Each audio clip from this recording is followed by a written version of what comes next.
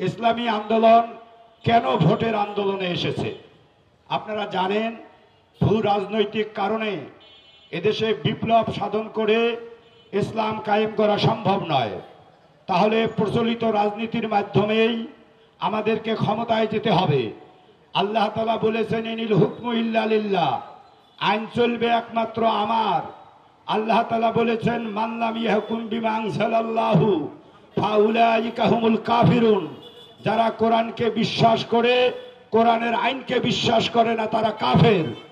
আল্লাহর নবী বলছেন, ওয়াজআলনি মিন লাদুনকা সুলতানান নাসিরা, তাগুতকে উচ্ছেদের জন্য, তাগুত মানে আল্লাহ ছাড়া আর যা কিছু আছে, আল্লাহ বিরোধী যত আইন, মানব রচিত যত আইন, তারা তাগুত, এবং এই আইনের ধারক বারক যাহা তারাও তাগুত। আল্লাহর নবী আল্লাহর কাছে দোয়া করেছেন, ওয়াজআলনি মিন লাদুনকা সুলতানান নাসিরা, আমাকে রাষ্ট্রীয় শক্তি দিন, আমি তাগুতকে উচ্ছেদ করে আপনার জমিনে আপনার কোরআনের আইন প্রতিষ্ঠা করতে চাই। আল্লাহর নবীর দোয়া আল্লাহ কবুল করেছেন, কোরআনে তার উদ্ধৃতি দেওয়া হয়েছে। তার মানে তাগুতকে উচ্ছেদ করতে গেলে আমাদেরকে রাষ্ট্রীয় ক্ষমতায় যেতে হবে। আজকে ঢাকার সোহরাওয়ার্দী উদ্যানে খতমে নবুয়তের আন্তর্জাতিক সম্মেলন হলো। জন্মের পর থেকে আমরা কাদিয়ানীদের অমুসলিম ঘোষণার জন্য আন্দোলন করে আসছি, কিন্তু দুঃখের বিষয়, মূল্যবোধের সরকার, বিসমিল্লাহ সরকার ক্ষমতায় বসেও কাদিয়ানীদের অমুসলিম ঘোষণা করে নাই। যারা বলে বিশ্ব নবীর পরে নাকি তাদের নবী আখিরি নবী, নাউজুবিল্লাহ। আমি সেদিন বলেছিলাম, এইভাবে আন্দোলন হবে, জমায়েত হবে, শোডাউন হবে, ইসলামকে রাষ্ট্রীয় ক্ষমতায় নিতে না পারলে কোনোদিনও এই তাগুতেরা তাগুতকে এই রকমের বাতিল করবে না। সে কারণেই রাষ্ট্রের ক্ষমতায় ইসলামের যাওয়ার দরকার। কোরআনের আইন প্রতিষ্ঠার জন্য, ইসলামের ক্ষমতায়নের জন্য আমাদের সংসদে যাওয়ার দরকার।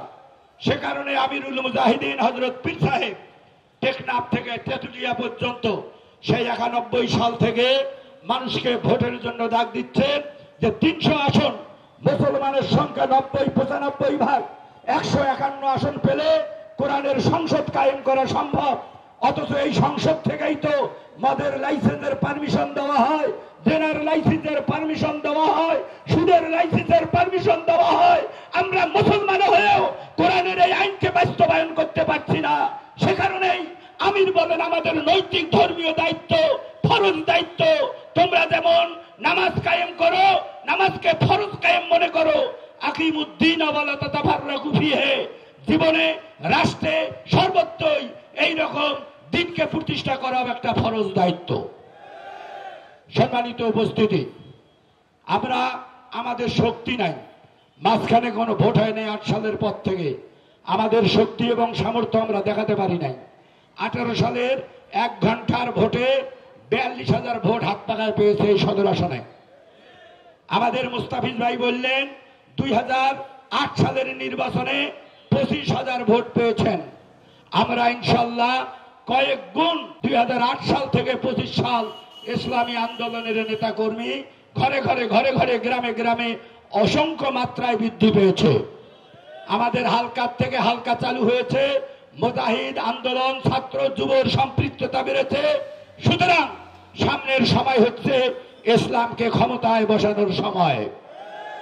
আমাদের আমির বলেছেন, সবাই দোয়া করবেন ইসলামের পক্ষে যেন একটা বাক্স হয়।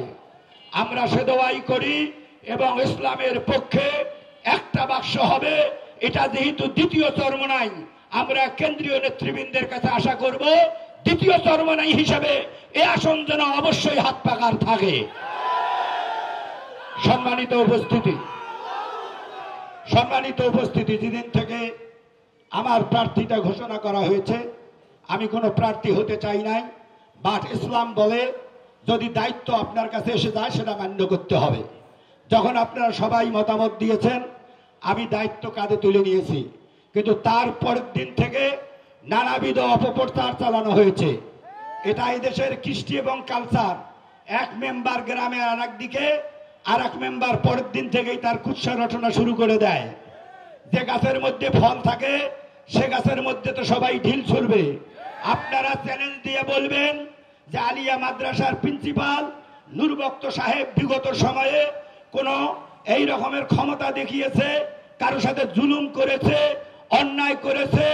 আপনারা একটা প্রমাণ দেন। আপনারা চ্যালেঞ্জ দিয়ে বলবেন জুলুম তো নয়, বরং আলিয়া মাদ্রাসার প্রিন্সিপাল বিগত সময়ে কারো সাথে কটু কথা বলছে, এমন একটা প্রমাণ আপনারা দেখাবেন। ইনশাআল্লাহ পারবে না। ব্যক্তিগতভাবে আমার একটি কন্যা সন্তান সরকারি চাকরি করে, দুইটা পুত্র সন্তান, একটা রাজশাহী বিশ্ববিদ্যালয়ে, একটা রংপুর ক্যান্ট পাবলিকে পড়ে। আমার ব্যক্তিগতভাবে কোনো চাওয়া পাওয়া নেই। ছাত্র জীবন থেকে ইসলামকে ক্ষমতায়নের জন্য যে স্বপ্ন দেখেছি, ইসলামী রাষ্ট্র ব্যবস্থার যে স্বপ্ন দেখেছি, সেটার বাস্তবায়নের জন্যই আমি জেনে শুনে বুঝে ইসলামী আন্দোলনে যোগদান করেছি। আমাদের কার্যক্রম হচ্ছে, আমরা জাতীয় পর্যায়েও আমাদের বেকারত্ব দূর করার জন্য আমাদের কর্মসূচি থাকবে। বৈদেশিক কর্মসংস্থানের ব্যবস্থা আমাদের কেন্দ্রীয়ভাবে আছে। আজকে মালয়েশিয়া গেতে, আপনার সৌদি আরব গেতে 1.5 লাখ টাকা দালালের খপ্পরে পড়ে বহু মানুষ নিঃস্ব হয়ে যায়। একজন নির্বাচিত এমপি যদি মনে করে প্রতিটি গ্রাম থেকে ন্যায্য টাকায় আমরা সৌদি আরব পাঠাবো, মালয়েশিয়া পাঠাবো, ইন্দোনেশিয়া পাঠাবো, সম্ভব। ইনশাল্লাহ আমাদের এই গরিব জেলা হিসেবে অনেক বেকার আছে, আমরা প্রতিটি মহল্লার থেকে বাছাই করে আমরা কর্মসংস্থান সৃষ্টির জন্য তাদেরকে উপযুক্ত ট্রেনিং দিয়ে আমরা ইনশাল্লাহ তাদের বিদেশে পাঠানোর ব্যবস্থা করব। আমরা এই জেলার সুশিক্ষার ব্যবস্থা করতে চাই, সুচিকিৎসার ব্যবস্থা করতে চাই। আমরা অর্থনৈতিক অঞ্চলকে দ্রুত বাস্তবায়ন করে বেকার যুবকদের কর্মসংস্থানের ব্যবস্থা করতে চাই। আমরা কৃষি বিশ্ববিদ্যালয়কে তার নিজস্ব অবকাঠামো দাঁড় করে এই রকম শিক্ষক ছাড়া সমস্ত পদে, যেহেতু কুড়িগ্রাম জেলা দরিদ্র পীড়িত জেলা, শিক্ষক বাদে অন্যান্য সকল পদে আমরা কুড়িগ্রামের লোক নিয়োগ দেওয়ার ব্যবস্থা করতে চাই। আমরা দুর্নীতি, দুঃশাসন, অপশাসন দূর করতে চাই। আমরা মানুষের ন্যায্য অধিকার ফিরে দিতে চাই। বৃদ্ধ বয়সে যাতে কাউকে কাজ করতে না হয়, রাষ্ট্র তাদের জিম্মা নেবে। বৃদ্ধ বয়সে কোনো মহিলাকে যেন মাটির ঝুলি কাঁধে নিয়ে উঠতে না হয়, সেজন্য রাষ্ট্র ব্যবস্থা করবে। কোনো বেকার ইনশাআল্লাহ থাকবে না। সুশাসন প্রতিষ্ঠার জন্যই আমাদের রাষ্ট্রীয় ক্ষমতা গ্রহণের দরকার। আমরা জোটের ভাইদের বলতে চাই, যেদিন বিএনপির মনোনয়ন হয়েছে 2 দিনে মাঠ 6 লাভ হয়ে গেছে, ব্যানার ফেস্টুনের 6 লাভ। আমার ছাত্ররা, কর্মীরা বলে, হুজুর আপনার ইজাজত চাই, আমরা টাকা খরচ করে আমরা এগুলো করব। আমি বললাম ঠিক আছে তোমরা করো, কিন্তু দুঃখের বিষয় আমাদের ফেস্টুনের উপর ফেস্টুন লাগানো হয়, আমাদের পোস্টারকে ছিঁড়িয়ে দেওয়া হয়, আমাদের বিলবোর্ডের উপরে বিলবোর্ড লাগানো হয়। এটা তো 24-এর গণ আন্দোলনের পরে, বৈষম্যহীন রাষ্ট্রের পরে, এটা তো ভাই মেনে নেওয়া যায় না। আমরা একটি ভ্রাতৃত্বপূর্ণ এবং অত্যন্ত স্বচ্ছ রাজনীতি করতে চাই। যারা অন্যান্য প্রার্থী আছে সবাই যোগ্য, জনগণের কাছে আমরা যাব, যাকে বেছে নেয় তাকে বেছে নেওয়া হবে। যদি পোস্টার ছেড়ার রাজনীতি করতে চান, ইসলামী আন্দোলনের নেতা কর্মীরা এক রাতেই সব সাবার করে দিতে পারবে, কিন্তু আমরা সেটা করতে চাই না। অন্যের একটা পোস্টার আমরা ছিঁড়ব না, কারো পোস্টারে আমরা হাত দেব না। আমরা কর্তৃপক্ষ ভাইদেরকে বিনয়ের সাথে বলবো, আমাদের পোস্টার বিলবোর্ডের যেন বিন্দু মাত্র ঢিলছোড়া না হয়। আমরা আল্লাহ তাআলার কাছে দোয়া করি, আজকের এই প্রতিনিধি সভায় আপনারা এসেছেন, সেজন্য আপনাদের সবার সুস্বাস্থ্য আর মঙ্গল কামনা করি। আল্লাহ তাআলা সামনের নির্বাচনে ইসলামকে যেন ক্ষমতায় বসান, আমরা যেন হাত পাখার এমপি এই আসন থেকে আমিরুল মুজাহিদিন হযরত পীর সাহেবকে উপহার দিতে পারি। সেজন্য দল মত নির্বিশেষে সমস্ত মুসলমান ভাইরা ঐক্যবদ্ধ হয়ে আমরা মুজাহিদ হিসেবে কাজ করব। আল্লাহ তাআলা আমাদের তৌফিক দান করুন, আমিন। আসসালামু আলাইকুম ওয়া রাহমাতুল্লাহি ওয়া বারাকাতুহু।